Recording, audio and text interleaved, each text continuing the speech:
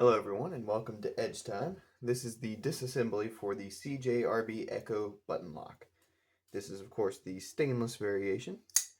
I've already had this knife apart once and gotten it back together. I've heard of some people having some issues where the action wasn't as good after they took it apart and put it back together, and mine is better now that I've taken it apart, put it back together. So I have to say it does come apart very nicely, goes back together very nicely, and the action is still impeccable. So without further ado, let's go and get into it.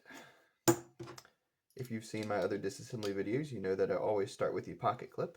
And by the way, all the body screws are T6, and the pivot screw is T8, and it is a screw on both sides, so you will need two Torx bits to take that apart most of the time. Sometimes you can just use one, but I had to use two to get it apart.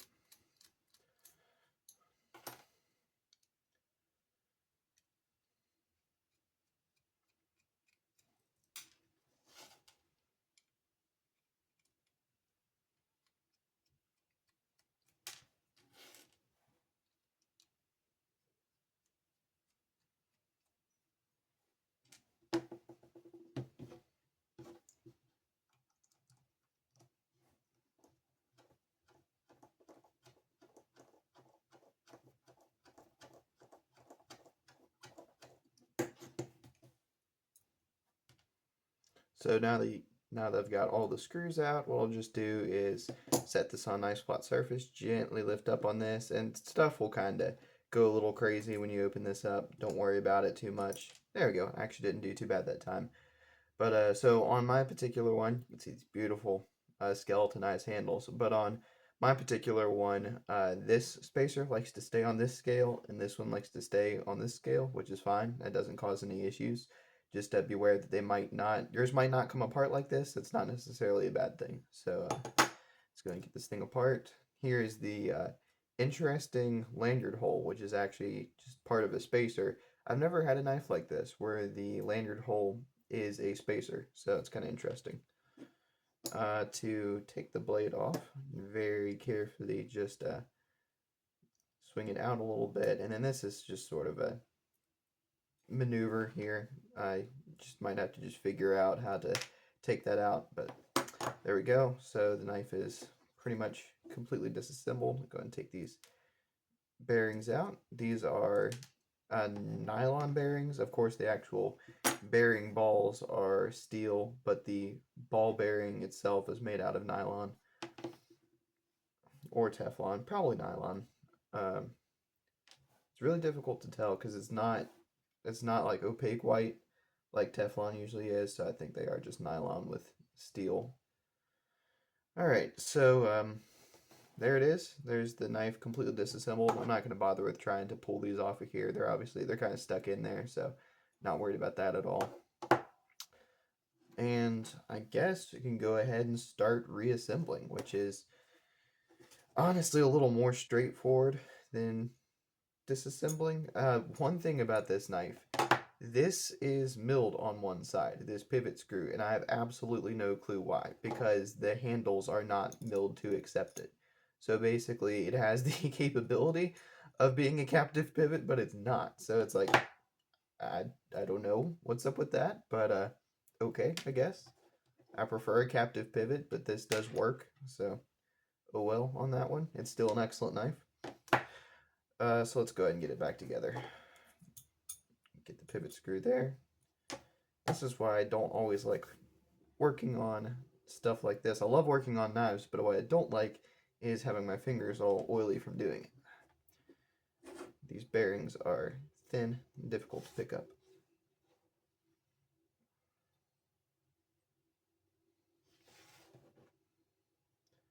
And what I should have done first is gotten my button lock spring in there and then gotten the button lock on. And then what I think I'll do is just put a little bit of pressure on that. Yeah, should put that bearing on first. There we go.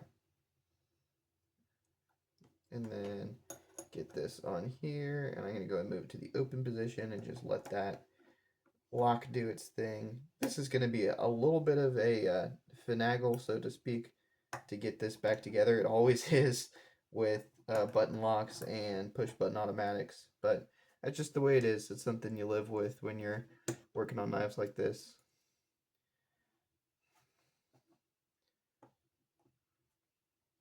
Alright, let's get our lanyard hole spacer in here. It really doesn't matter which way you put this lanyard hole spacer in, because once the knife is back together, you can literally just stick a screwdriver in there and rotate it to where it needs to be. I'm just going to go ahead and stick this back on here. So this is the point where you will likely need to mess with the knife a little bit to get it to go back together right. So I'm going to go ahead and just line everything up correctly here.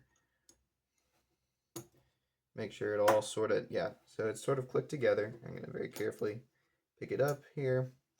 Okay, so my button lock has not seated. My pivot, or not my pivot, but my stop pin is not seated either. So what I'm going to do is just gently push up on the stop pin. There we go. Now it's seated or on the path to being seated. So now what I'll have to do, as you can see, the button lock is not seated where it needs to be. So I'm just going to play with the blade a little bit. Just push around. There we go. And it was that simple. So whenever your button lock isn't wanting to seat properly, just play around with the blade a little bit. Stuff like that, and you should be able to get your button lock seated. Anyway, let's go ahead and now that everything has all seated properly in there, you can go ahead and start putting the screws back in. This is actually going a lot quicker than I thought it would. Usually button locks take a little while. Button locks and push button automatics, just because while the button lock is a very, very simple lock, it is not always the easiest to work with. I'm just going to go ahead and tighten this down all the way. I did that last time and it worked just well. Just fine. Just well. Interesting choice of words there. Like I said, I did tighten this down all the way last time, and then once I had these screws in, I backed it out a little bit, and my action was perfect when I did that. So I'm going to go ahead and do it that way again. One thing that I do not do when I'm reassembling my knives is I don't torque down the screws one at a time when I'm putting them in. So I will get them all in about to where they're just about to get tight, and then I'll go through and tighten them all down. And that way I'm not just creating high torque zones, I guess you would say. It's sort of like why you don't want to put the why when you're putting the lug nuts back on a car wheel, you don't want to just put one on, tighten it down all the way, put the next one on, tighten it down all the way. There's a sort of a pattern you have to follow on that. And knives are kind of the same way. You don't just want to put one screw in, tighten it down all the way, and then move to the next one. You can have some alignment issues when you do that, just like on a car. So, yeah, just be mindful of that.